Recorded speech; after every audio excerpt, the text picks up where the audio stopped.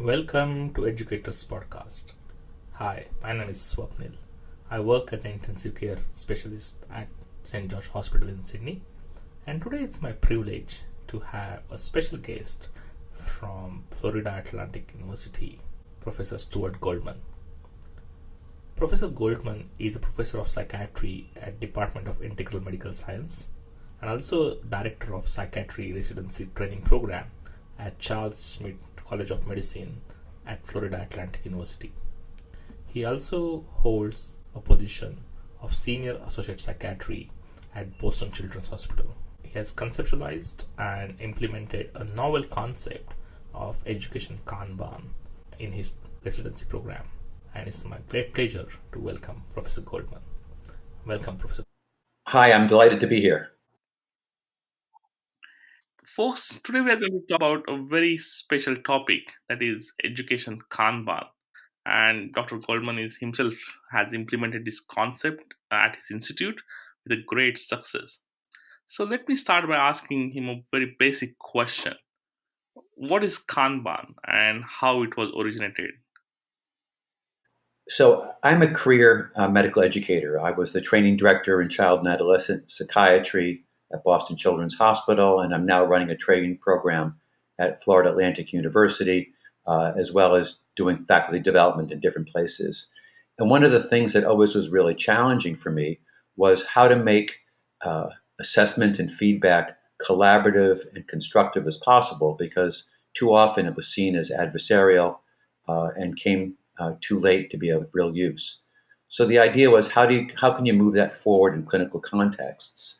And I came up with the idea of the educational Kanban, which is a blending of some business quality improvement techniques with milestones. Initially, it was the core competencies, and probably in the not distant future, it can be incorporated into entrustable professional activities. It's a device that looks at a concrete list of milestones with anchors in your specialty, and this could also be adapted to goals and objectives for residencies in other fields as well as for medical students, and has the learner complete the Kanban so that before they begin the rotation. So this is a self-assessment, which is certainly consistent with adult learning theory, and sort of activates them to begin to examine what would be most important for them to learn and what are their instructors, professors, attendings hoping that they're going to master on this. After the initial filling out the form, the student and the attending meet together to go over the student's appraisal and to begin to set goals for this particular student in this particular rotation. The idea is that it's objective, explicit, and always teaches in that area. It's often called the zone of proximal development, just above what the student has mastered. So that was sort of the idea, and it was put into place first at Boston Children's in residency, and then in a number of other places since then. Okay, now a lot of the viewers might not know what the Kanban is. So can you please elaborate the actual concept of Kanban? Thank you for asking that. The term Kanban in Japanese means card, and it's a signaling device that Japanese manufacturers use to ensure just-in-time supply. So, for instance, if one were working on an assembly line, and the idea would be that if you were tightening bolts, when your bolt supply was getting low, you would hand a Kanban or card to the next person up the chain, and it would signal that person to provide the bolts needed or the materials needed in a timely way. So my thought was that in some ways, as educators, we should be educating people in a timely way, in the way that they're needed, so that figuring out where they were and where you needed to go and signaling to fill those needs in a timely way was the idea of the Kanban. And so what happens then is that it's a continuous device that people will fill out before they begin a rotation, review with their attending physicians or teachers, and then revisit. Usually, it depends on how long the rotation is, but usually about every 2 months. Clearly, that can be more frequent if needed. What we found is that it's helpful to give the student the instrument before they begin, but to not sit down and review it until you've had about 2 weeks of time together. And that way you can be assured that the person feels like you have their best interests at heart and can trust you and be willing to be honest and appraisal. Additionally, an important piece of it is that the Kanban really belongs to the learner. The Kanban is a computer-based document, so it can be continuously updated and revised and expanded, and it really belongs to the learner. So she is keeping that on her hard drive, and then serves as a learning, if you will, map for the student, so that the professor or attending can collaborate with them in a timely way, but in a way that really meets the student's needs. It's an empowering device. Okay, now as you mentioned, it's quite a novel concept, and applying any novel concept for the first time at any institute, I can imagine, can be very challenging. Can you please elaborate what are the challenges that you faced while implementing this concept at your institute? Well, there were a number of challenges, but so the first thing that I really needed to do was create a sense of urgency in my colleagues. And this was done in part because there were many frustrating experiences where learners were coming to a rotation and then struggling with the same challenges they did the rotation before, but nobody discovering it until they were close to going out the door. So by creating a sense of urgency in my colleagues and then thinking about with the residents what they would like in terms of their feedback. So, almost everybody who's taken an instrument or studied a sport, wants coaching or guidance or feedback that's timely and specific. And mostly people in medical education, whether it's medical students or residents, don't really get that. So when I offered that as a format or an opportunity, most people were interested. Um, the pushback came because it takes about 45 minutes to an hour for the learner to fill it out for the first time. The 45 minutes to an hour would be a learner, let's say, for instance, in an American residency where there are probably north of 100 and south of 150 different distinct items to fill out across 6 core competencies. Obviously, some medical student and other, sort of professional societies have shortened lists and are not quite as long to complete. So that the list takes about an hour to an hour plus to fill out. So that was the first pushback. And the second pushback was for the attendings to sit down with the resident. Now, in psychiatry, we have a lot of individual one-on-one time. And certainly there's lots of one-on-one time in other disciplines as well, because clinical teaching is so labor intensive. So the manpower was there. It was a question of applying the manpower to the task at hand. There was some reluctance, and of course, one of the things that I did in order to try to move it forward was, sort of collaborate with my department chair. So between the department chair and myself as a senior educator, we were able to get people to give it a try, somewhat reluctantly. But once they began doing it, they found that actually the students really liked it, and the faculty found that they no longer were having students who felt like they were not getting the information that they needed. And when we would have collaborative reviews of students' performance or residents' performance, we no longer had sort of a surprise at the last minute. So I think looking backwards, they were very pleased with the time. But time was the big crunch to begin with in terms of the pushback. Yeah, so as you mentioned, the time is quite a challenging factor. Now, so how frequently a trainee has to fill this form and meet with the supervisor? It's a great question. So the big time crunch is the first time you fill it out.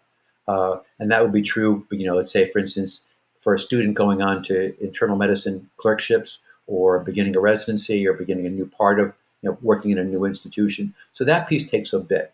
Once they've completed that the first time, subsequent times typically takes just about maybe 15 minutes for the student and about 15 to 20 minutes with the student and the faculty member.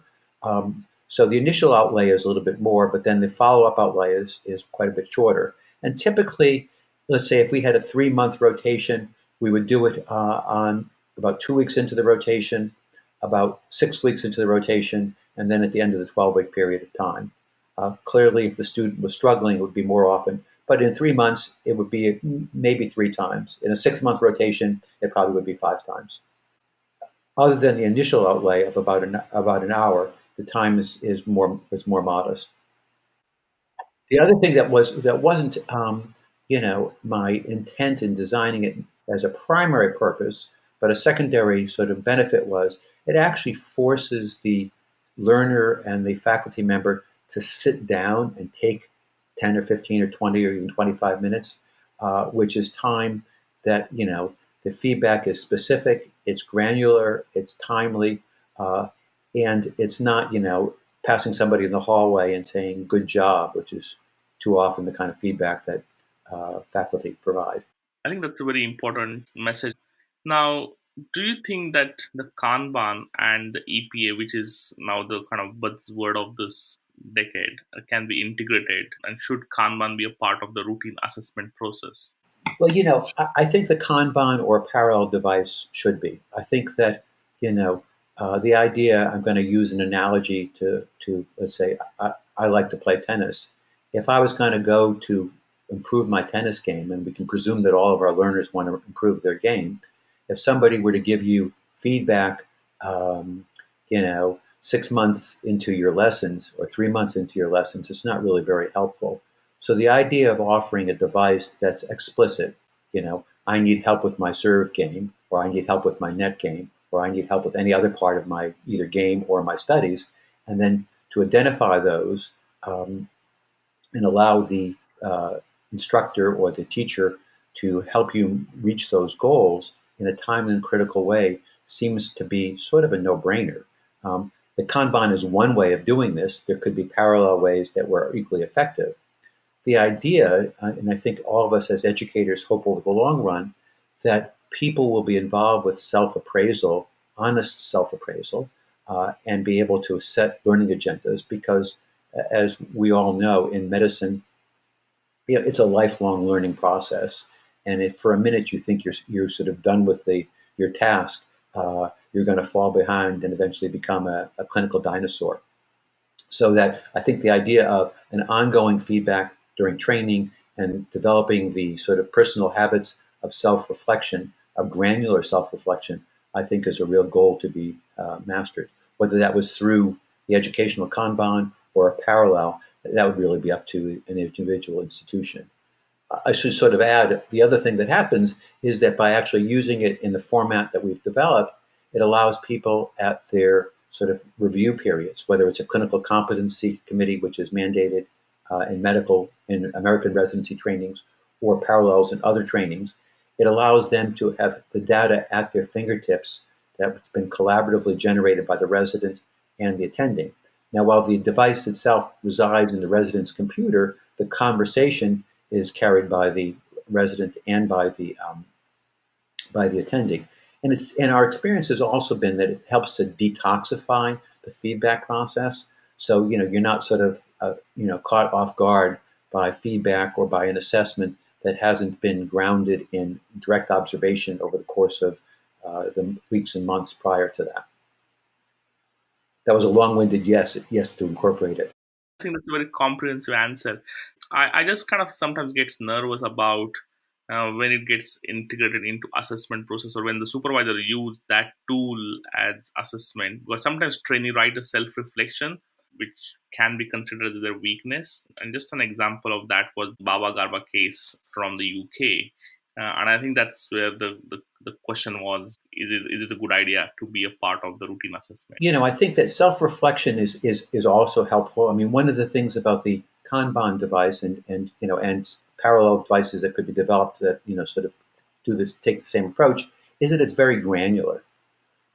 So that's a plus and a minus. It's very useful. While reflection can be granular, quite often in my experience, when students or residents reflect, it's not as detailed as I would like as an educator, so that they may be talking about some weaknesses or vulnerabilities, but they're not always explicit.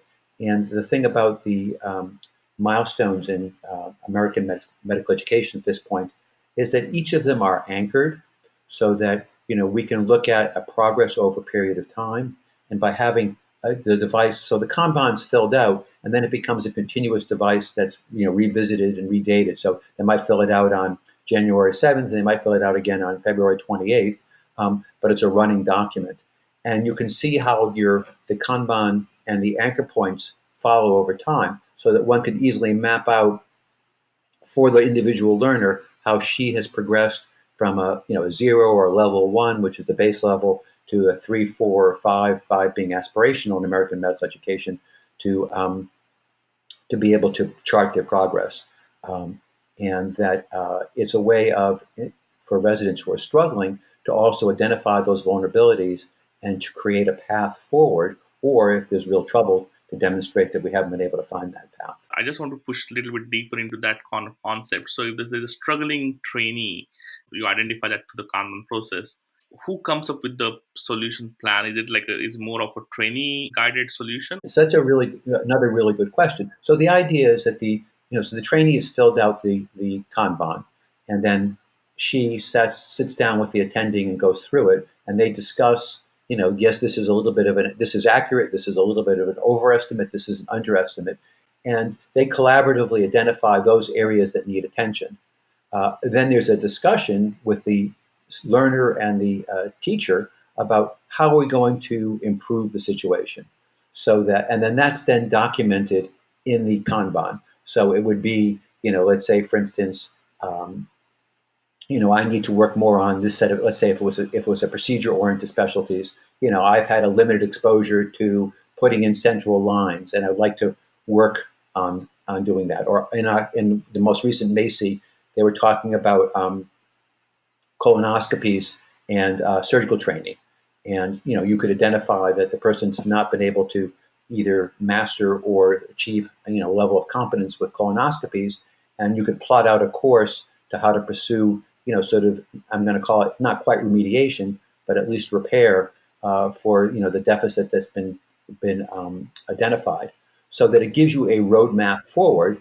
And then when they reappraise, let's say 6 weeks later, you can sort of say, okay, I've now done 8 more colonoscopies, and the last 3 on the SIM device have worked well, so I'm feeling much more comfortable. Similarly, if they hadn't done that over the period of time, we can figure out how to redouble their efforts to pursue whatever needs to be pursued in the next period of time. So it's always a continuous update and revision, and really puts the steering wheel in the hands of the learner, under the guidance of their coach. So that would be the ideal idea. Thanks for clarifying that, because I think that's such a hot topic at the moment, how to deal with a struggling trainee. So I think that's very useful. Well, one of the things I also say is it helps with early identification. That is, most residency training programs, including the one that I run, have a clinical competency committee that meets several times a year, usually 2 or 3 times a year. But identifying a resident who's struggling 4 or 5 or 6 months into a year has wasted those 4 or 5 months, because usually the things that are identified at 4 or 6 months were present at 2 months, or present at 6 weeks.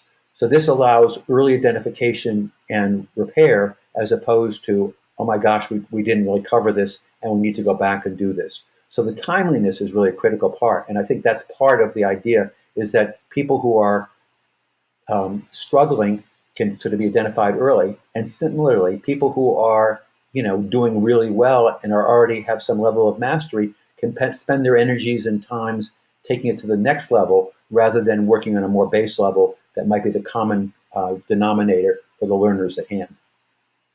Does that make sense? Absolutely. I like those 2 points about the Kanban. One is early identification, but also second point is about the longitudinal progress of the training. Now, you started this program at your institute from a very kind of scratch. If someone wants to implement the similar concept at their institute, where they should start and what will be your advice? Okay. So, I think first of all, you have to make sure that the people who are, have ownership, have stakes in it, buy in. So that if you're a training director or educational director or clerkship director, you have to make sure that, whoever your superiors are, ideally your department chair or division chair, it feels like there's a need here, because it's always hard to convince people to change if you haven't identified a need. Not uncommonly, from my experience talking with colleagues who have implemented it, somebody who's a trainee who crashes and burns, a resident who doesn't progress adequately or a student who doesn't progress gives people added distress and concern and sort of lights their fire to think about, well, how can we identify this person and help him come along earlier on? So the first thing to do is to really to create some sense of urgency and ownership. And I'm glad to sort of talk with people if they wanted to contact me to talk more about how to go ahead and do that. The second piece would be to begin to demonstrate, the ways in which timely feedback is so valued by almost all of us as learners. And so having a conversation, faculty development with, if you've ever learned to play an instrument or a sport, or, taking up, an artistic ability, that, you want feedback that's timely, continuous, and specific for you.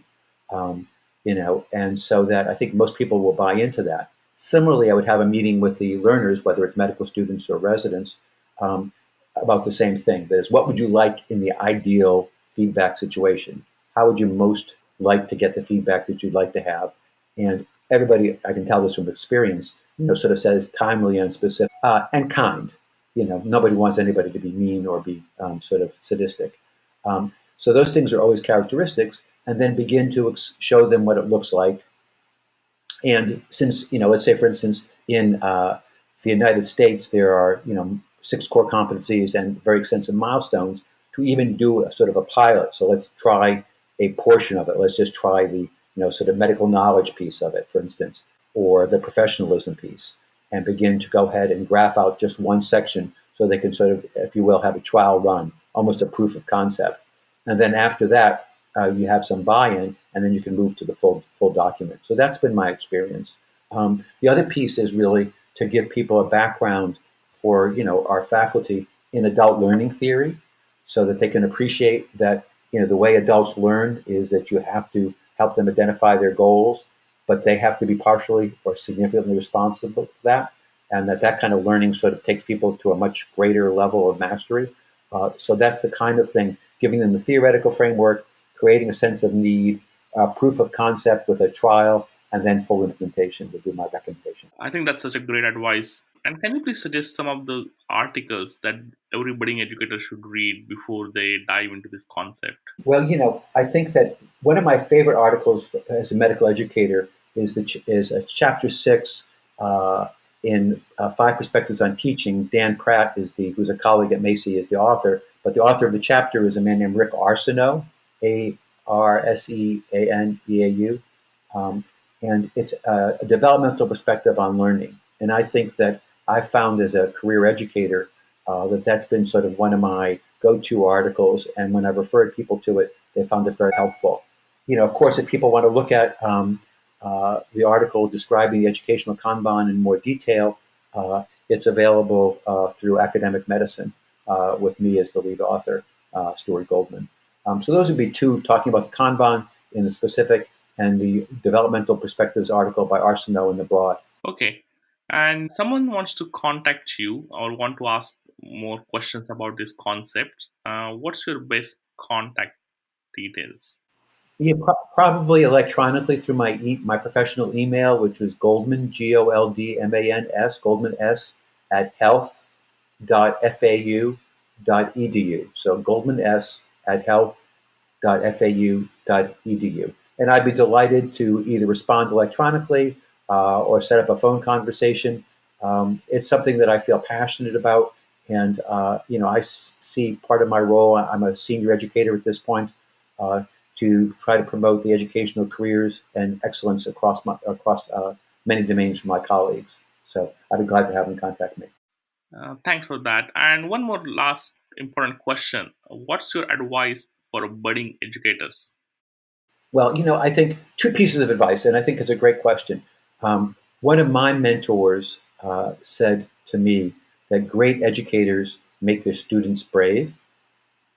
And I think figuring out how we can make our students brave enough to take on responsibility, to challenge dogma, to sort of own their own learning, I think is a critical piece. And I actually, as a parent, I feel like great parents make their kids brave. And I think as a psychiatrist and a psychotherapist, I think great psychiatrists make their patients brave. People change from a position of strength. If you don't make them feel empowered and like they have the right and ability to be in the driver's seat, it will constrain their learning. So that would be my first piece of advice. And the second is to try to really be granular in your feedback and granular in your assessment. You need to know where your learners are. If you're going to be efficient in your educational efforts and make their time efficient in their learning efforts, you need to know where they are and teach in that, sort of N+1 zone or zone of proximal development, just past what they've mastered. So that sort of teaching to the space that they need to be taught to and making people brave are my two pieces of advice. And I think that's such a great piece of advice. Thanks for sharing your valuable time. I think I learned quite a lot just having a chat with you. Thank you very much. Delighted to. Thank you for inviting me.